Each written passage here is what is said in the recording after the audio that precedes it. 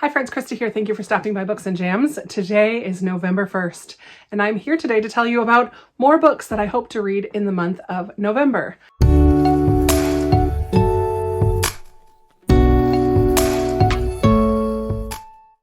I have already previously shared my Historathon 3.0 list of 9 books. That pile actually keeps growing and growing as I find more books on my shelves that are also on my NetGalley, because I'm using my Historathon books to also do my own little NetGalley November to hopefully increase my feedback ratio on NetGalley. So that Historathon TBR will be linked down below if you're interested in seeing the books that I hoped to get to during Historathon. But there are some other things happening in November, and I want to participate in all the things. So I have 9 more books to talk about. Am I going to read 18 books in the month of November? Who knows? Maybe. We shall see. But I do have a stack here for Nonfiction November and then a couple books for my Patreon. So I'm going to start with the Patreon book club. Every month, my Patron members and I read a book together and then have a Zoom chat where we talk about that book. Every month I give 3 choices to my patrons and they get to choose which one they want. And this month they picked an Own Voices native Canadian story, Indian Horse by Richard Wagamese. And this is going to follow the life of Saul Indian Horse, who as a young boy was kind of ripped away from his family and sent to a boarding school. Had some horrible experiences there until someone at the school, I guess, encouraged him to try hockey, ice hockey. And ice hockey was a way that he was able to hold on to his identity and learn about life. He practices alone, rises up, gets up early in the morning to go practice, and it just becomes something that ultimately saves his life in the end. I think this is going to be very hard-hitting, but also a very valuable story to read and important. And so I'm excited that this is the book that got chose for my Patreon book club. I'm excited to be reading this one in November. Also related to my Patreon, every month some of my patrons get to recommend a book to me. I put them all in a jar and then pick one out. This month I picked out 2 because the first one I picked out is a middle grade. I always love a middle grade, but it's a quicker read, and so I picked out another one as well. And it actually worked out really well because the other one I picked is going to be more romance or women's fiction. I think both of these could be really good palate cleansers in the midst of all the nonfiction, that heavy Indian Horse book that I think is going to be emotional, and then all of my historical fiction, which often are heavier, sad, emotional reads. So I think a middle grade and a romance will be perfect additions to my stack. So the middle grade that I have on hold at the library is called Better with Butter. I forget the name of the author. The picture of it will be here, and Stephanie recommended that one. And then Chloe recommended anything by Emma Scott. So I found a ton of them available on Hoopla for me. So I will be listening to one of Emma Scott's books on audio. I think I did download one, but I record on my phone and it's on my phone. So I can't tell you. I'll put the picture here of the one that I actually already saved to my Hoopla that I'm going to try to read, because she has a couple, I think, that are series, and I didn't want to do a series one. So I chose a standalone that sounded interesting enough. So those 2 are my palate cleanser books. And then the rest of the stack are for Nonfiction November.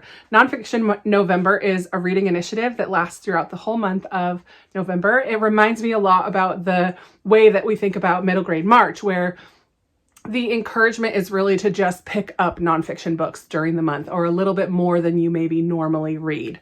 So you do not have to dedicate your whole month to nonfiction. Olive from A Book Olive is the main host of Nonfiction November.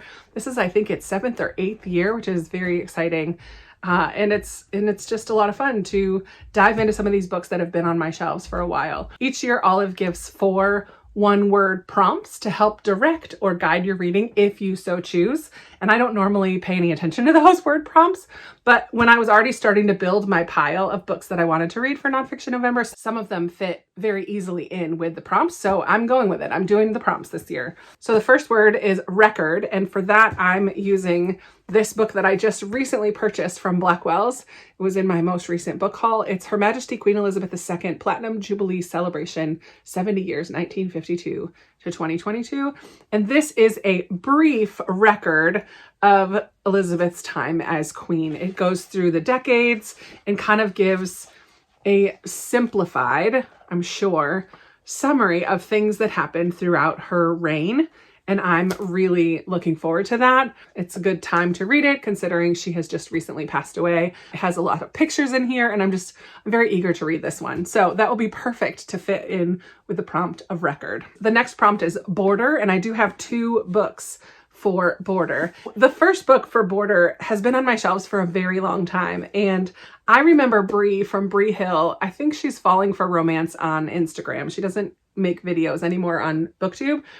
She talked about this book ages ago in a video, maybe when I first started or even before I started my channel, and I've been wanting to read it ever since, and I still haven't, but I need to. And the book is Juliet's Answer, One Man's Search for Love and the Elusive Cure for Heartbreak by Glenn Dixon. This is the book that I think Letters to Juliet is based off of this, or it's a similar type of story. It's about this man, Glenn Dixon. He is the teacher in Canada, and he's a Shakespeare teacher. He is spurned by love. He does something dramatic. He travels halfway across the world to Verona, Italy, the ancient home of Shakespeare's most famous romantics, Romeo and Juliet. There he joins the dedicated group of people who answer thousands of letters written to Juliet and left near her balcony. Letters sent to Verona from lovelorn people all over the world who long to understand the mysteries of the human heart. And so Glenn just sits there and helps answer these letters.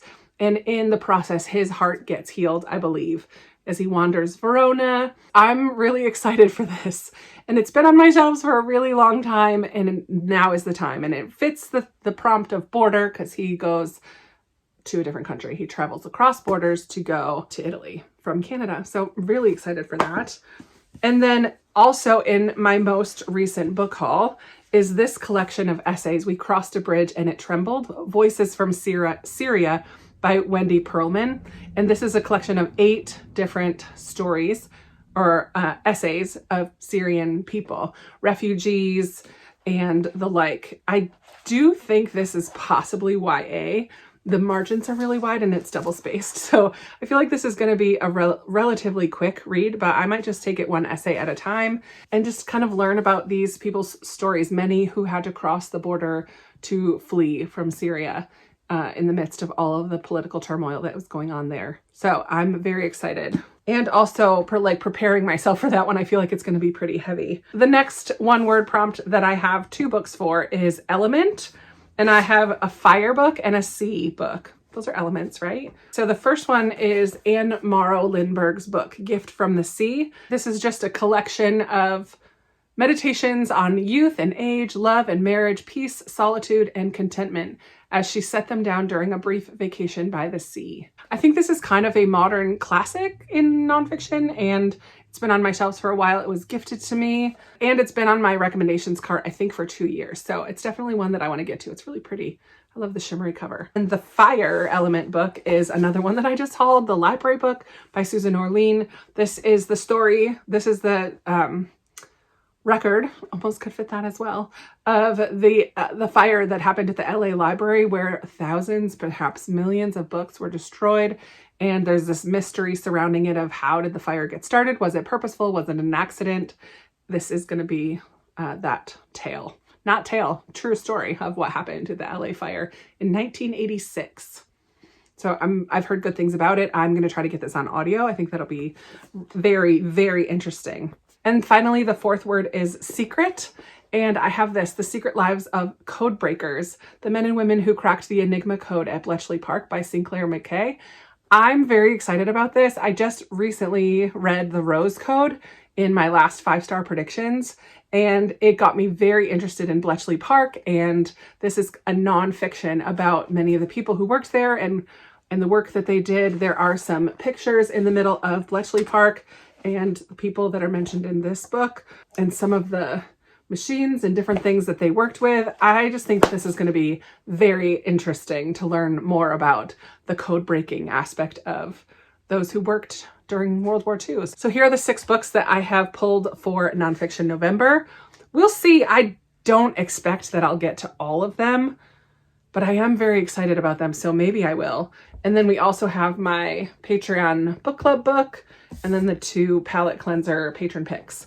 So 9 more books to add to my already huge November TBR. I'm excited though. I guess you'll have to stay tuned to see which ones actually get read, but I would love to hear from you. Have you read any of these? Are you familiar with them? Do you think I will like them? Which ones should I start with? Which ones would you like to know more about? Let me know. Always, there's a link to my Patreon down below as well, and I will link to Olive's announcement video about Nonfiction November. It is not too late to join in if you're interested. Thank you so much for watching today. It really means a lot to me that you spend time hanging out with me, watching my channel, and interacting with me in lots of different ways. I appreciate you so much, and I look forward to talking with you in another video very soon. Bye.